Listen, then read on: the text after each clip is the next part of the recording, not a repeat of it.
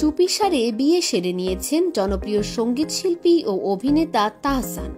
বছরের শুরুতেই এই সুখবরটি প্রকাশ পেয়ে তাহসানের ভক্ত অনুরাগীদের মধ্যে চমক সৃষ্টি করেছে।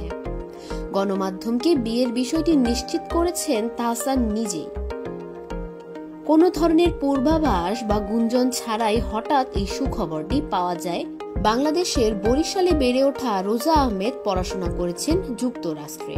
তাহসান জানিয়েছেন তার স্ত্রী রোজা আহমেদ পড়াশোনা করেছেন নিউ ইয়র্ক ইউনিভার্সিটি থেকে কসমেটোলজির উপর।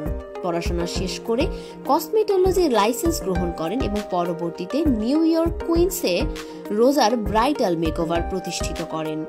রোজা আহমেদ 1 দশকেরও বেশি সময় ধরে বাংলাদেশ এবং মার্কিন যুক্তরাষ্ট্র উভয় দেশেই ব্রাইডাল মেকআপ আর্টিস্ট হিসেবে খ্যাতি অর্জন করেছেন।